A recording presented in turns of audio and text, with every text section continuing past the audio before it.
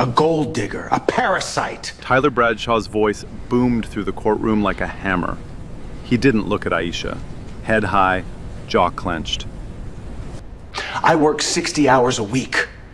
So this woman can sit on my couch, eat my food, and spend my money. That's all she's done. He turned to her with utter contempt. You're nothing without me. You'd still rot in the slums you crawled out of. 2 rows behind him, a blonde in crimson smirked. Glossy lips, eyes on Aisha like she'd already won. Silence. Aisha Davis sat motionless, arms crossed. She whispered to her lawyer. It's all right, let him speak. Because Aisha knows something no one in this courtroom knows. And when it comes out, Tyler Bradshaw will wish he'd never opened his mouth. 5 years before that courtroom, Aisha Davis was standing in the rain. Her car had died on Connecticut Avenue in D.C., a Tuesday night. The kind of rain that soaks through your jacket in seconds. She was on hold with a tow company, laughing at herself. A woman who could buy the whole block, stranded like a college kid with a dead battery. That's when Tyler Bradshaw pulled over. He didn't know who she was. She didn't tell him. He rolled down his window and said, "You look like you could use some company while you wait."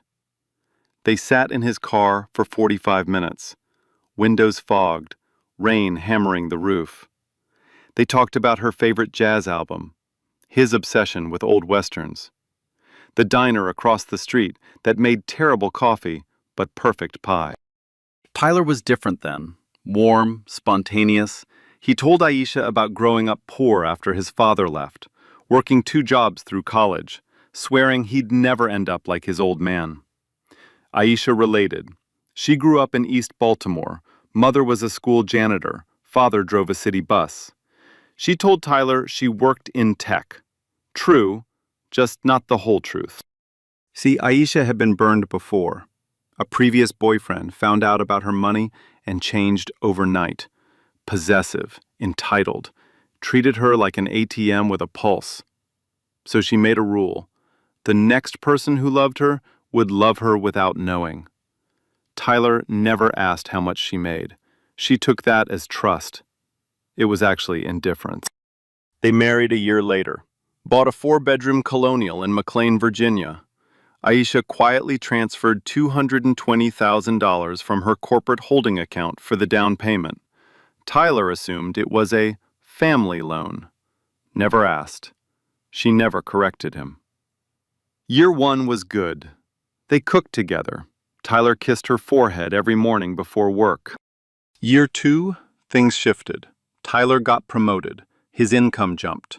Suddenly, everything became about money. The restaurants, the car, the watch. He started calling himself the provider at parties, arm around Aisha. This one's lucky I found her. Year 3, the mask cracked open. At a dinner party, Tyler told a colleague, in front of Aisha, "I basically rescued her from Baltimore." She heard it from the kitchen doorway, set down her wine glass. Something shifted inside her that night, something permanent. Then came Megan Collier, 29, blonde, junior marketing coordinator. She laughed at every joke Tyler told, called him so successful, never challenged him, never pushed back. Tyler started coming home late, phone always face down, texting under the covers at midnight. His mother, Lorraine, knew. She didn't stop it. She poured gasoline. "Sweetheart, you deserve someone more suitable, someone from your world." The word suitable hung like smoke. They both knew what it meant. One evening, Aisha picked up Tyler's jacket to hang it. A receipt fell out. Boutique hotel in Georgetown, midweek, for 2. She didn't scream, didn't cry. She sat on the edge of the bed, holding the receipt, and felt something she hadn't felt in years. Clarity. She photographed it, put it back. Tyler never knew. Then, the cruelest part, Tyler filed for divorce. Not Aisha, Tyler. Sunday morning, Kitchen table, coffee still steaming. He said, "I want out. I've met someone who actually appreciates me, but I'll be fair. I'll make sure you're taken care of." Like he was doing her a favor.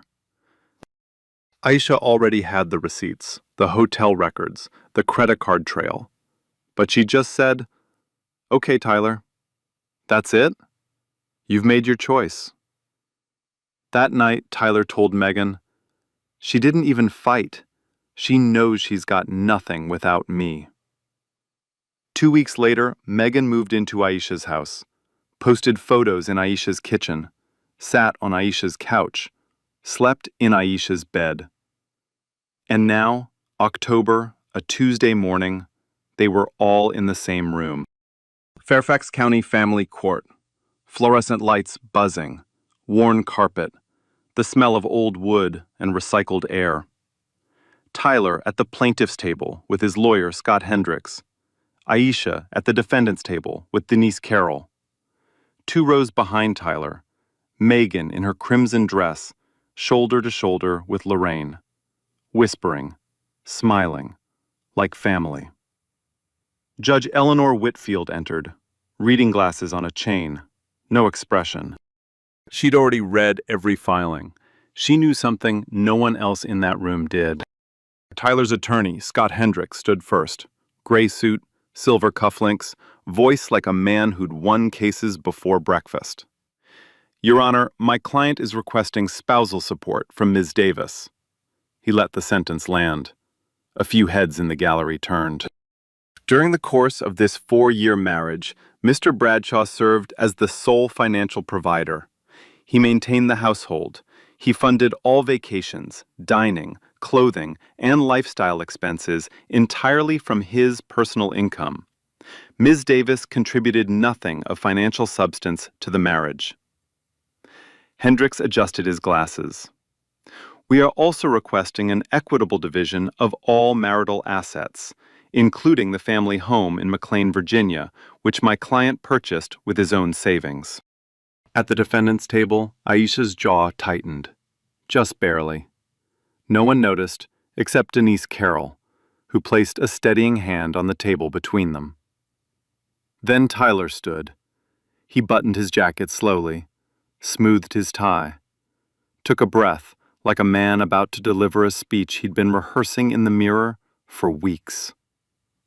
"Your Honor, I'm going to be honest with you, because someone in this room needs to be." He placed both hands flat on the table and leaned forward. "I gave this woman everything.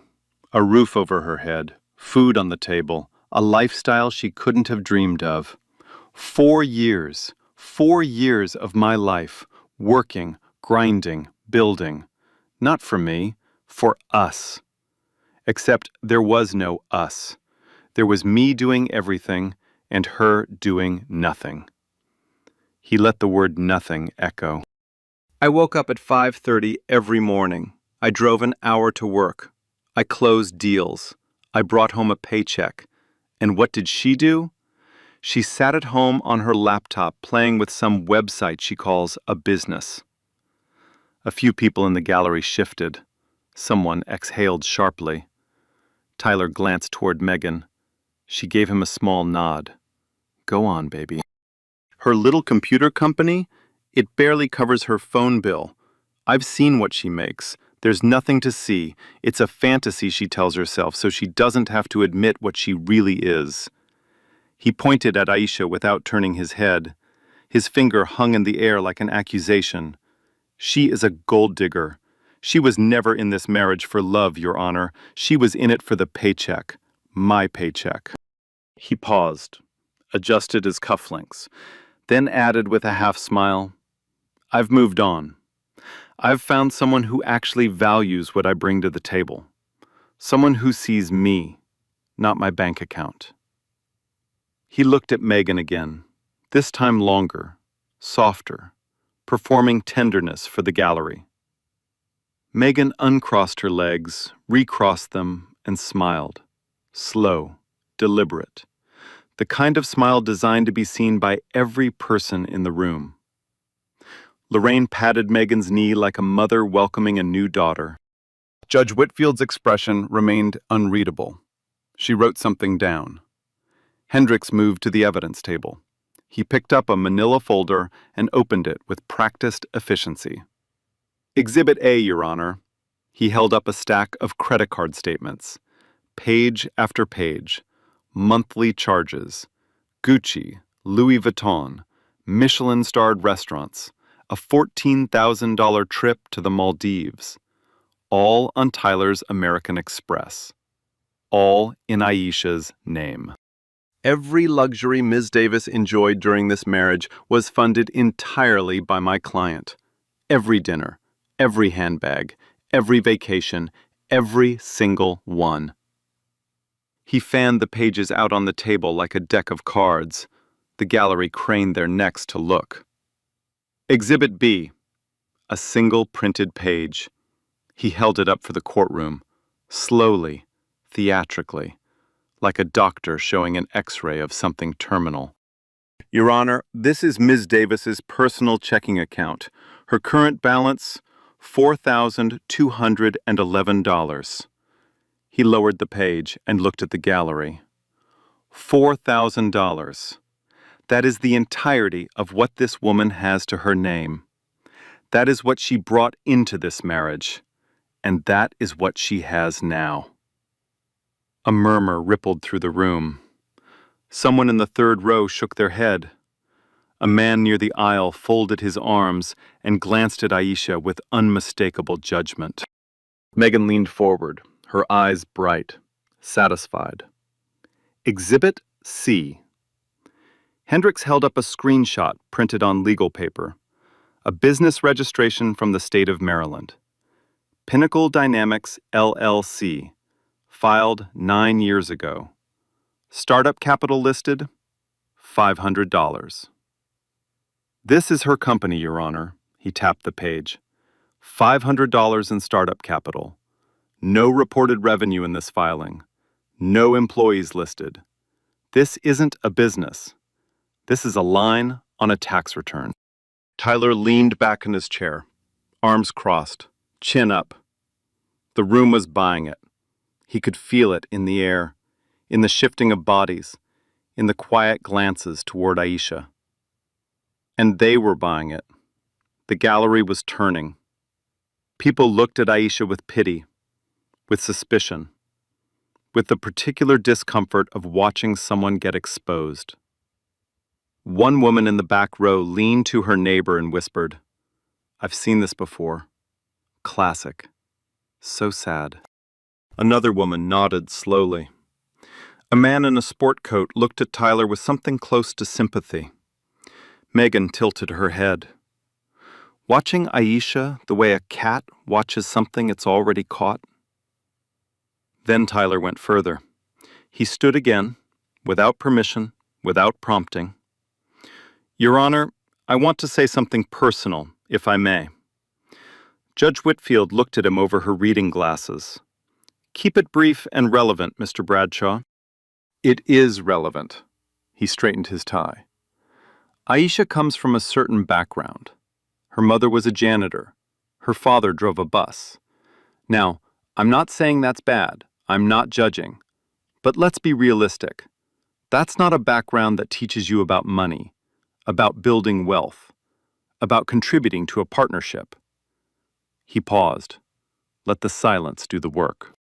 People from certain communities, and I say this with respect, they see someone with a good job, a nice house, a future, and they attach themselves, not out of malice, it's just instinct, it's survival. He never said the word black. He didn't have to. Every sentence was loaded. Every pause was a dog whistle, tuned to a frequency the whole room could hear. Denise Carroll rose. Objection, Your Honor. Counsel's client is making thinly veiled characterizations based on race and socioeconomic stereotyping. Judge Whitfield's eyes narrowed. Sustained. Mr. Bradshaw, confine your remarks to facts directly relevant to the financial dispute. One more comment of that nature, and I will hold you in contempt. Am I clear? Tyler raised both palms.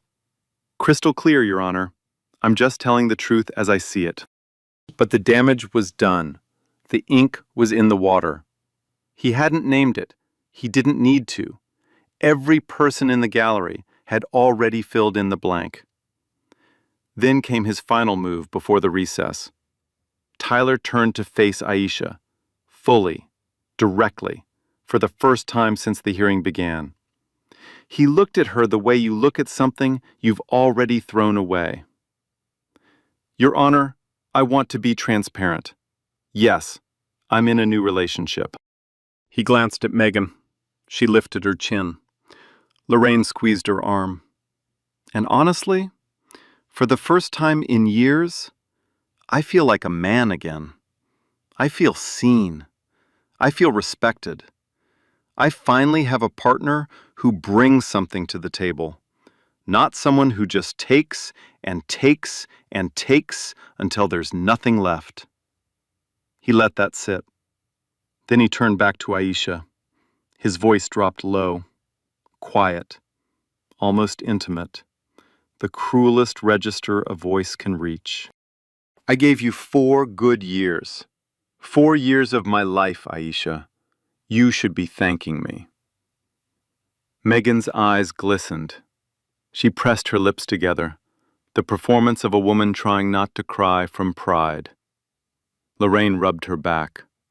The courtroom held its breath. And Aisha, the woman who had just been called a parasite, a gold digger, a product of the slums, did not move. She sat still, hands folded, breathing even. Her face showed nothing. Not pain, not anger, not surrender. Nothing. Hendricks cleared his throat. We note for the record that Ms. Davis has presented no counter-evidence regarding her financial standing or professional income. Denise Carroll didn't stand. She spoke from her seat, voice flat as concrete. My client's full financial disclosures are in the court's file, Your Honor.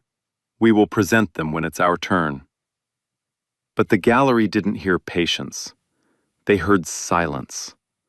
And in a courtroom, silence looks exactly like guilt.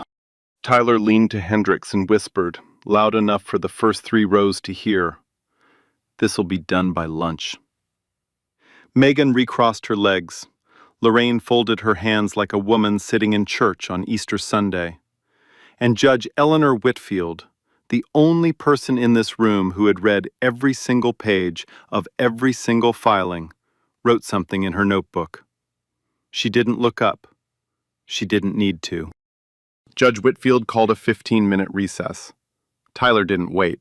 He walked straight to Megan in the hallway. Long stride, loose shoulders. He kissed her forehead right there, in front of the attorneys, the clerks, the other couples waiting for their hearings. His hand rested on the small of her back. "Almost over, babe," he said, loud enough for the hallway. "She's got $4,000 in her bank account. $4,000. This'll be done before lunch." Megan pressed against his arm and smiled. "I knew it from the start. She never deserved you." Tyler laughed, a short, hard bark. "The whole room sees it. She's done." Lorraine came out behind them. She didn't go to Tyler or Megan. She went straight to Aisha. Aisha was standing by the water fountain at the end of the hallway, alone. Denise had stepped into a side room to organize files. Lorraine walked up slowly. That particular smile on her face, the kind that looks gentle from a distance and draws blood up close. "Sweetheart," she said, "no hard feelings. Really. I mean that." Aisha didn't respond. Lorraine stepped closer. Close enough that Aisha could smell her perfume. Something floral, something expensive. Tyler's happy now, genuinely happy. He's with someone more suited to him, more compatible. She looked Aisha up and down, from her shoes to her hair to her skin, slowly, deliberately. "Some people just fit together better. It's nobody's fault. It's just how nature works." The word suited, the word nature, each one a blade wrapped in silk. Lorraine didn't need to say what she really meant. The slow, measuring scan of Aisha's body said it for her. Aisha looked at Lorraine for a long, still moment. Then she said quietly, "Thank you for your concern, Mrs. Bradshaw."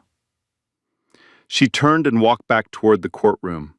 Her fingers brushed her grandmother's bracelet, thin, gold, worn smooth by 40 years of daily wear. Worth maybe $40 at a pawn shop. Worth more than anything in that hallway. As she passed the corridor junction, an attorney walking the opposite direction froze mid-step. The woman stared at Aisha. Recognition flashed across her face, eyes widening, lips parting, like she was about to call out a name. But Aisha caught her eye and shook her head. A tiny movement, almost invisible. The attorney closed her mouth, nodded once, kept walking. Somebody in that courthouse knew exactly who Aisha Davis was, and Aisha wasn't ready for anyone else to know. Not yet. The recess ended. Everyone filed back in. The air in the courtroom had changed. It felt heavier now. The fluorescent lights buzzed louder. The room smelled like sweat and old paper and something tight and electric, like the air before a thunderstorm cracks open. Tyler took the stand again. He rolled his shoulders, adjusted his tie, settled into the witness chair like a man sitting down to a meal he planned to enjoy. Your Honor, I'd like to walk through exactly what I contributed to this marriage.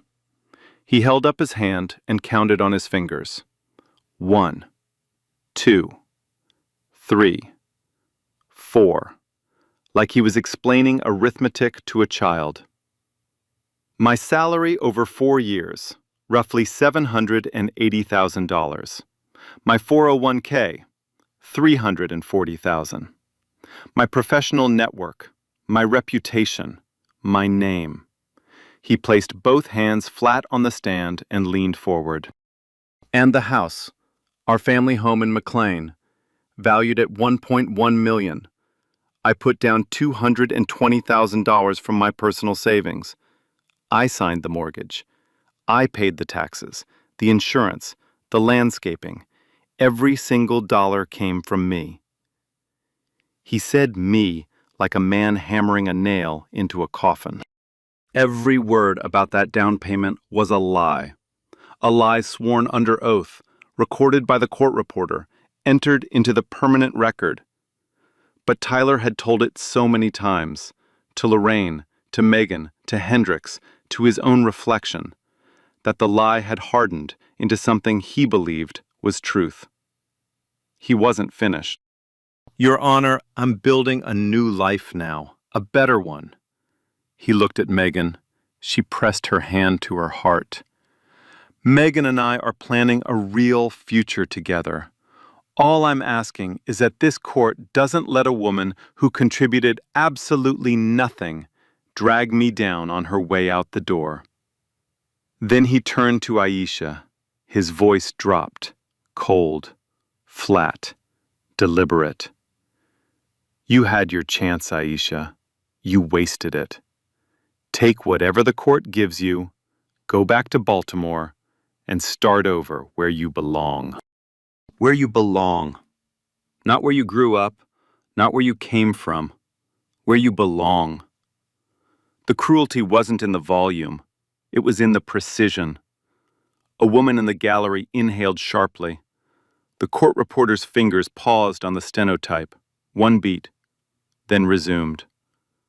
Aisha's face showed nothing. But beneath the table, her left hand gripped her right wrist hard enough to leave a red mark on her skin. Nobody saw. Denise saw. She placed her hand over Aisha's and squeezed. Once. Hold, not yet. Judge Whitfield pressed her pen into her notepad so hard the tip nearly broke through the paper. Then Hendricks called the next witness. Your Honor, we'd like to call Mrs. Lorraine Bradshaw to the stand. Lorraine stood from the gallery, smoothed her blouse, patted Megan's hand. "I'll be right back, sweetie," and walked to the witness stand with the upright posture of a woman who believed she was doing God's work. She was sworn in, folded her hands in her lap, looked at Tyler with maternal pride, then turned to Aisha, and every trace of warmth disappeared. "Mrs. Bradshaw, how would you describe your daughter-in-law's behavior during the marriage?" Lorraine tilted her head, paused, as if she had been waiting years to answer this question. "Secretive," she said. "That's the word I keep coming back to. Secretive. And cold." She leaned forward in the chair. She was always on her phone, always disappearing into another room to take calls from people Tyler had never heard of. She never once introduced us to anyone from her so-called business, never once invited her own family to the house. In 4 years of marriage, not a single time. She let the silence do its work. What kind of wife hides her entire life from her husband's family? I'll tell you what kind. The kind who has something to hide. "And did you express these concerns to your son?" "Many times. I told Tyler again and again, something isn't right with this woman. A woman who keeps that many secrets cannot be trusted." But he loved her. He gave her every benefit of the doubt, and she used that love against him. Every single thing Lorraine described, the private phone calls, the separate professional world, the guarded personal boundaries, was the architecture of a $120 million corporate empire. But stripped of context, in this courtroom, in front of these strangers, it sounded exactly like the profile of a con artist. Then Lorraine delivered the line she'd been saving. She looked at Megan in the gallery. Crimson dress, glossy lips, sitting tall and radiant. Then she turned and looked at Aisha. Navy suit, thin bracelet, still as stone. "My son deserves a woman who is proud to stand beside him. A woman who lifts him up and shows the world she belongs with him. Not someone who sits in the shadows and rides along for free." The comparison was naked. Megan, visible, beautiful, white. Aisha, quiet, guarded, black. Lorraine didn't speak those words. The image spoke them for her. Denise Carroll stood. The courtroom held its breath. "No questions, Your Honor. The facts will speak for themselves. Soon enough." She sat down. Tyler grinned. Hendricks nodded. Megan mouthed, "I love you," from the gallery. Lorraine returned to her seat and took Megan's hand, mother and daughter. Every single person in that courtroom had already decided who Aisha Davis was. And that was the most dangerous moment of all. Then Denise Carroll rose. She didn't slam a folder, didn't raise her voice. She stood the way a surgeon stands before the first incision, calm, precise, absolutely certain of what comes next. "Your Honor, I'd like to enter my client's complete financial disclosures into the record." She lifted a thick binder from beneath the table, tabbed, indexed, color-coded with sticky notes. The kind of binder that takes weeks to build and seconds to detonate. She set it on the table with a heavy thud. Then she produced a sealed white envelope, crisp, red certification stamp across the flap. "Exhibit 14, Your Honor. Certified forensic audit of Pinnacle Dynamics Holdings and all associated accounts." Tyler glanced at the binder, smirked, whispered to Hendricks, "Her little $500 company. This should be fun." Hendricks didn't laugh. He was already flipping through his copy of the disclosure packet. One page, another. Then his hand froze. He flipped back, read again. His jaw tightened. The color drained from his face. Forehead first, then cheeks, then lips. He leaned to Tyler and whispered something urgent. Tyler's smirk faded. What? What is it? Denise ignored them. She looked at Tyler, steady, unhurried, and asked one question.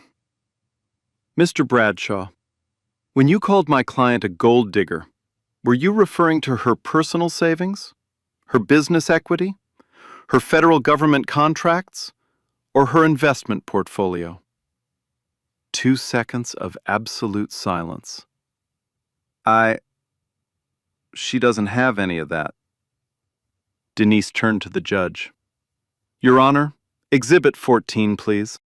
The courtroom went dead, fluorescent lights buzzing, court reporters' hands hovering frozen above the keys. Megan's smile gone, wiped clean off her face. Judge Whitfield opened the sealed envelope, put on her reading glasses, began to read.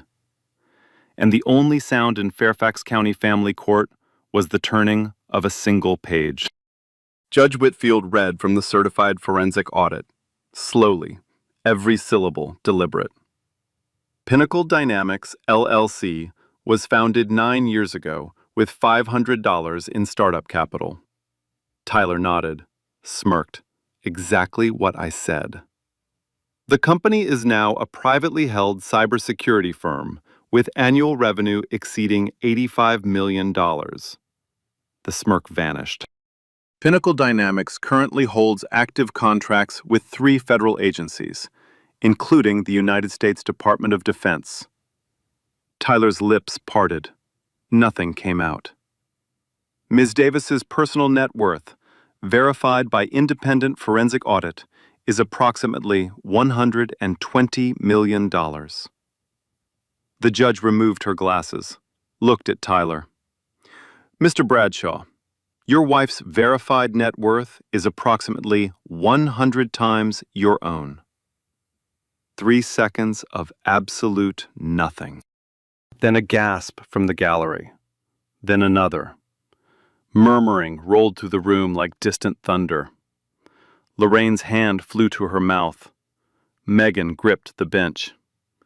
Every drop of color left her face at once. Her glossy lips fell open. The eyes that had been locked on Aisha all morning, confident, smug, victorious, went wide and hollow. Tyler seized the edge of the table. That's not... She told me she had a small startup. Mr. Bradshaw, your wife's federal contracts are publicly accessible. A basic internet search would have confirmed this. The judge's voice was flat. This court is not responsible for your failure to know your own spouse. Tyler stood without permission, chair scraping the floor. She lied to me. She hid everything. Sit down, Mr. Bradshaw.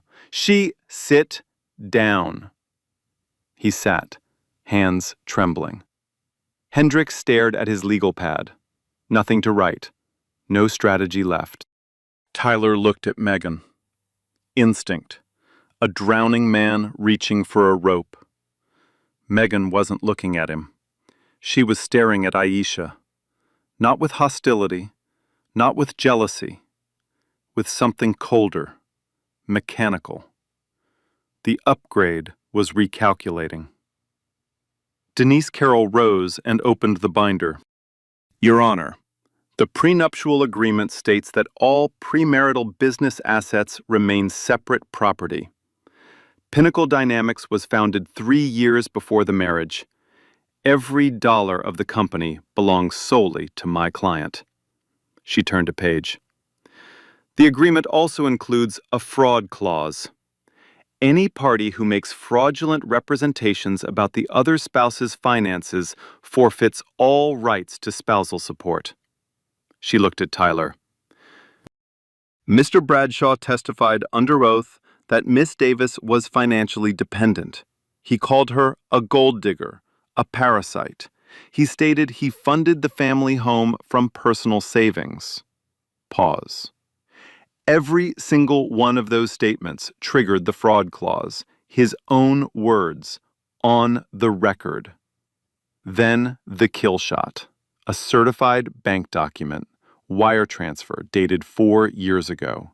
$220,000 from Pinnacle Dynamics Holdings, LLC, to the title company handling the McLean house. The down payment Mr. Bradshaw claimed as his own was wired from my client's corporate account. His sworn testimony was false. Tyler turned to Hendricks.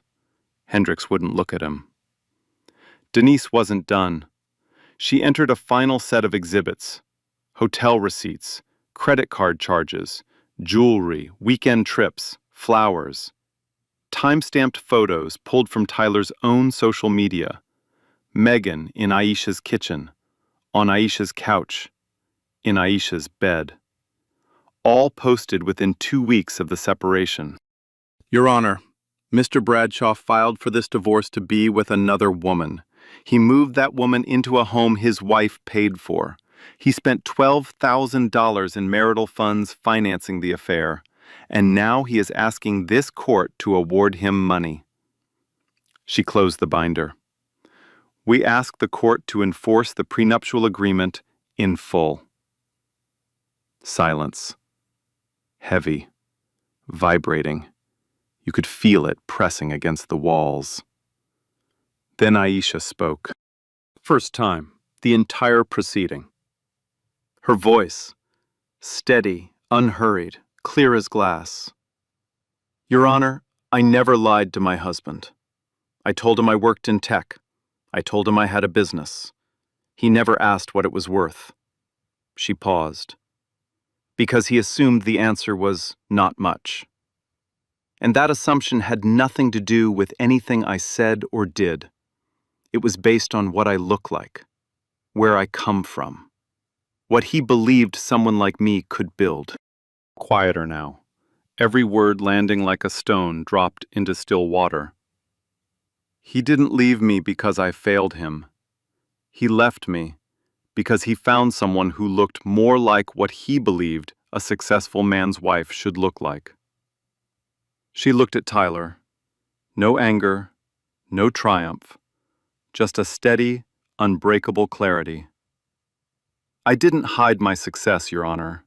He just never imagined it was possible. The gallery didn't move, didn't breathe. The woman who had whispered sad hours ago was crying now, silently, hand over her mouth. A man in a sport coat stared at his own hands like he was seeing them for the first time. Megan's eyes were fixed on the floor. Lorraine rose from the gallery, slowly. She didn't speak, didn't look at Tyler, didn't look at Megan. She walked down the aisle, pushed through the courtroom door, and disappeared. The door clicked shut behind her. A small sound, the smallest sound in the room, and somehow the loudest. Tyler Bradshaw sat at the plaintiff's table, head bowed, hands flat on the wood. He did not look up. Tyler tried one last time. His voice came out thin, stripped of the confidence that had filled it an hour ago, like a tire slowly losing air. Your Honor, I spoke out of emotion. I was frustrated. I didn't mean the things I said. I love Aisha. I've always respected her. Judge Whitfield raised one hand. He stopped. Mr. Bradshaw, this court has a complete transcript. She picked up Gail Patterson's record and read from it without inflection. You called your wife a parasite. You said she was nothing. You told her to go back to the slums she crawled out of. You brought your girlfriend to this courtroom to watch. You testified under oath that you funded a home your wife's company paid for. She set the transcript down. Respect is not a word you say when things go wrong, Mr. Bradshaw. It is a pattern of behavior, and this court has seen yours, clearly. Tyler's mouth opened. Nothing came out. He sat down. Judge Whitfield delivered her ruling. Spousal support denied. Tyler's claim was dismissed with prejudice under the prenuptial fraud clause. a clause he triggered himself with his own testimony on the record. The house in McLean, ordered sold. Proceeds divided 90% to Aisha, 10% to Tyler, reflecting verified evidence that the down payment and the majority of mortgage payments originated from Aisha's corporate accounts. Megan Collier was ordered to vacate the property within 30 days. Legal fees. Tyler was ordered to pay Aisha's legal costs, approximately $85,000, under the prenuptial agreement's bad faith litigation provision. The court noted for the record that Virginia is an at-fault divorce state. Tyler's documented adultery, hotel receipts, credit card charges, social media posts, was entered as a factor in the property division. Contempt warning. Judge Whitfield formally stated that Tyler's false testimony regarding the down payment may constitute perjury. The matter was referred to the county prosecutor's office for further review. The prenuptial agreement held. Every dollar of Pinnacle Dynamics, all $120 million, remained Aisha's. Separate property. Untouchable. When the math was done, Tyler Bradshaw would walk away from his 4-year marriage with approximately $110,000. His 10% of the house minus Aisha's legal fees. $110,000. From a man who had stood in this room 2 hours ago, calling his wife a gold digger. Judge Whitfield struck her gavel. Court was adjourned. Tyler stood, slowly. He looked like a man who had aged 10 years in 90 minutes. His jacket hung wrong on his shoulders. His tie was loose. His hands wouldn't stop moving, touching the table, touching his collar, touching nothing. He walked into the hallway and looked for Megan. Her seat in the gallery was empty. Her coat was gone. No note, no message, no goodbye. Megan Collier had slipped out during the ruling, quietly, efficiently, without a single word. The way you leave a restaurant when you realize you can't afford the check. The upgrade had upgraded herself, away from him. Lorraine was waiting by the elevator, red-eyed, frantic. "We'll appeal," she said, gripping Tyler's sleeve. "She tricked you. She hid everything. We'll fight this." Tyler looked at his mother. For a long moment, he said nothing. Then, quietly, in a voice Lorraine had never heard from her son before, "Mom, she didn't trick me." "Tyler, I never asked. 4 years, and I never once asked what her company was worth. I never looked. I never cared." He pulled his arm free. "She didn't hide anything. I just didn't think she was capable of being more than what I decided she was." Lorraine opened her mouth, closed it, had nothing. "Please stop," Tyler said. "Just stop." The elevator arrived. He stepped in alone. The doors closed. Aisha walked out of the courtroom with Denise Carroll beside her. They didn't speak. Their heels clicked on the marble floor, steady, even, unhurried. At the elevator bank, Aisha stopped. She touched her grandmother's bracelet, ran her thumb along the smooth, warm gold. She closed her eyes, exhaled, long, slow, all the way down to the bottom of her lungs. She didn't smile. She nodded, once, small, private. The kind of nod you give yourself when you close a chapter you wrote on your own terms. The attorney from the hallway appeared, the woman who had recognized Aisha during the recess. "Ms. Davis, I follow Pinnacle's work. I'm sorry you had to go through all of this." Aisha looked at her, calm, clear. "Thank you, but I didn't go through it." She pressed the elevator button. "I walked through it." The story broke 48 hours later. A courthouse reporter for a D.C. area news outlet had been in the gallery that Tuesday. She was there for a different case. But when Tyler called his wife a parasite and the judge read $120 million into the record. She forgot the hearing she came for. She filed the piece that evening. The headline? Husband calls wife a gold digger in divorce court.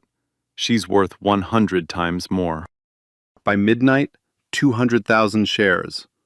By morning, national news. Cable networks ran it by lunch. Social media turned it into a wildfire nobody could contain, and nobody wanted to. Hashtags formed overnight. Hashtag Aisha Davis.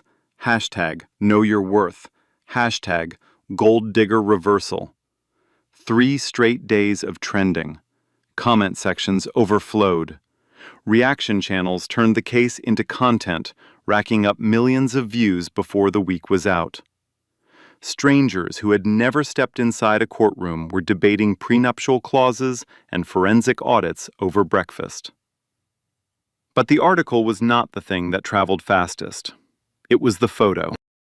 Someone in the gallery had taken a single image. Megan Collier and Lorraine Bradshaw, side by side in the second row, shoulders touching, whispering, smiling. And 10 feet ahead, Aisha Davis sat alone, with her hands folded, while her husband tore her apart. That image moved faster than any headline. News panels showed it in split screen. Commentators called it the photo that says everything. A blonde mistress and a mother-in-law, smiling in a courtroom, while a black woman was called a parasite by the man who slept in a bed she paid for. It was shared, screenshotted, and stitched into news segments across the country. It became a symbol. Aisha declined every interview. Her silence made the story louder than any microphone ever could. Tyler's life came apart in layers. His employer placed him on administrative leave within 72 hours. One sentence from the firm: "We are conducting an internal review." Co-workers who had laughed at his breadwinner jokes crossed hallways to avoid him. His desk sat empty. His nameplate vanished from the office directory without explanation. Tyler deactivated social media within a day. Too late. Screenshots of his posts. Megan in Aisha's kitchen. Megan on Aisha's couch.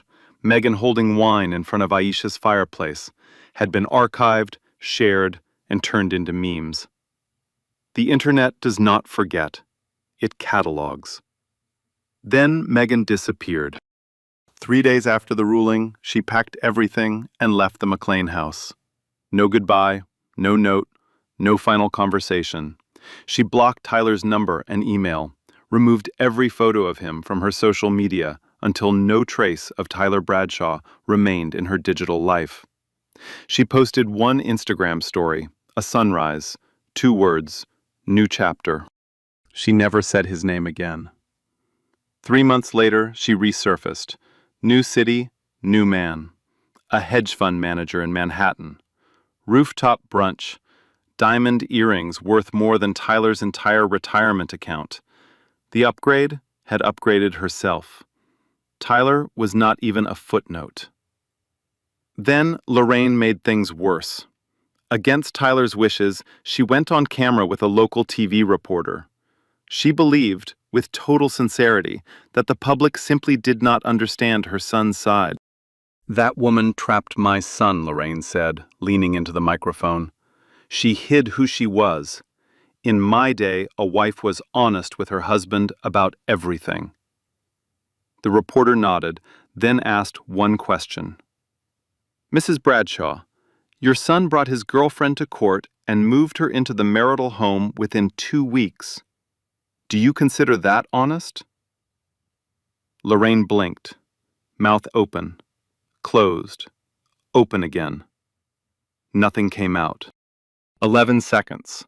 4 million views in 48 hours. Not as a defense of Tyler, as a textbook demonstration of the exact double standard the case exposed. While the public storm raged, the legal system ground forward in silence. Aisha's legal team filed a motion for a forensic audit of Tyler's disclosures. The court appointed Neil Ashford, a veteran forensic accountant, to investigate. His findings were methodical and devastating. Tyler had maintained a hidden brokerage account worth $85,000, absent from his filings. The $220,000 down payment he swore came from personal savings was traced to a wire from Pinnacle Dynamics Holdings LLC, Aisha's company. He had inflated his annual income by $40,000 through projected commissions never earned. He had backdated a retirement account to appear premarital when it was opened 6 months after the wedding. And he had spent $12,000 in marital funds on hotel rooms, jewelry, dinners, and a weekend trip with Meghan. He had financed his affair with his wife's money. Every hotel, every bouquet, every romantic dinner, paid for by the woman he called a parasite. Judge Whitfield ordered a fraud hearing. Tyler arrived alone. No Lorraine, no Meghan, just Hendricks, looking like a man counting the days until he could close this file. Tyler was thinner than he had been 6 weeks earlier. His suit hung loose at the shoulders. His eyes never left the table. Ashford projected each finding on the courtroom screen. Bank records, wire transfers, tax filings, timestamps. Each document clean and undeniable. Tyler watched his own lies disassemble in front of him, one exhibit at a time. Hendricks tried one last defense. "These are accounting oversights, Your Honor." Ashford did not raise his voice. 5 independent misrepresentations, all favoring Mr. Bradshaw, all concealing assets or inflating income, are not oversights. They are a deliberate and sustained pattern of deception. Judge Whitfield ruled without hesitation. Contempt of court for fraudulent disclosures, referred to the county prosecutor for perjury. House proceeds recalculated, 95% to Aisha, 5% to Tyler. $50,000 in punitive sanctions. Broker's license reported to Virginia DPOR for disciplinary review. 2 weeks later, Tyler accepted a plea on the perjury charge. 18 months probation, 200 hours community service, a permanent criminal record that would follow him for the rest of his professional life. His employer terminated him the following Monday morning. No farewell, no severance. A cardboard box of personal belongings waiting at the reception desk. 1 week after the plea, Aisha released a single statement through Pinnacle Dynamics. "This was never about money. I built my company so my worth would never be defined by someone else's assumptions. My ex-husband did not just underestimate me, he replaced me with someone he considered more suitable." A pause. That word, suitable, tells you everything about what this was really about. I hope this reminds anyone who has been overlooked or discarded. Your silence is not weakness. Sometimes it is the loudest thing in the room. Shared over 2 million times in a single week. 3 universities requested it for curriculum. A National Women's Leadership Conference invited Aisha to deliver the opening keynote. She accepted. 6 months later, Aisha Davis sat in her corner office at Pinnacle Dynamics headquarters in Tysons Corner, Virginia. Floor-to-ceiling windows, the DC skyline glowing amber in late afternoon light. On her desk, no trophies, no magazine covers, just a photograph. Her parents in front of their Baltimore row house, her mother in a floral dress, her father in his bus driver's uniform, both smiling like they had everything they needed. That week, Pinnacle closed its largest deal in company history, a $200 million cybersecurity contract with a Fortune 100 corporation. Aisha signed the paperwork alone, coffee going cold beside her. No champagne, no celebration, just a signature, a deep breath, and the next page. She had just hired a new VP of operations, a 29-year-old black woman from West Baltimore, 2 blocks from where Aisha grew up. In the interview, the woman sat with her hands shaking and said, "I saw your story on the news. I thought, if she built all this starting from where I am, maybe I can too. Aisha hired her on the spot, didn't finish the rest of the questions. On a Sunday, Aisha drove to Baltimore. Same narrow street, cracked sidewalks, chain-link fences. Someone grilling 3 houses down. Kids riding bikes in the road with no helmets, just like she used to. Her mother was on the front steps. They sat on the porch. 2 cups of tea, and the kind of silence only people who truly know each other can share. Her mother touched the bracelet on Aisha's wrist, ran her thumb along the smooth, warm gold, the same way she had watched her own mother do 1,000 times. Your grandmother wore that every day for 40 years. She used to say, "The most valuable things in this world don't look valuable to people who don't know what they're looking at." Aisha held her mother's hand. They sat until the streetlights came on and the fireflies appeared above the grass. Tyler Bradshaw lived in a studio apartment in Manassas, 10-year-old sedan with a scratch he couldn't afford to fix, a quiet job at a property management firm where nobody recognized his face and nobody asked questions.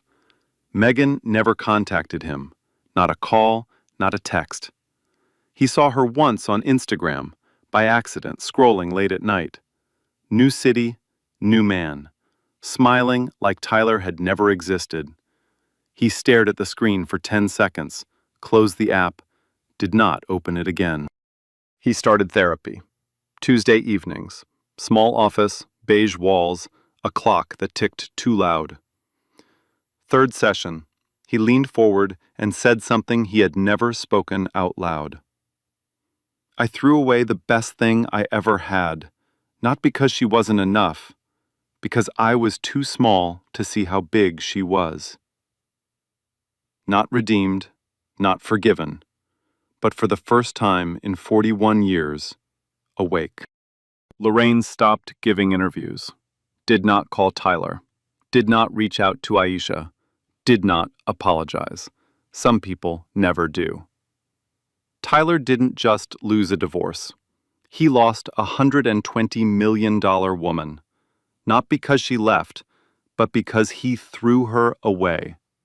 He chose a woman who told him what he wanted to hear over a woman who showed him what she could build.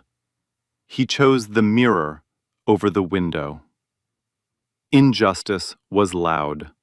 Reversal was quiet. Justice was permanent. Aisha at her desk, late at night, city lights stretching below like a second sky. She closes her laptop, touches the bracelet, and smiles. Not for the cameras, not for Tyler, not for Megan, not for millions of strangers who shared her name. For herself. Now here is my question for you.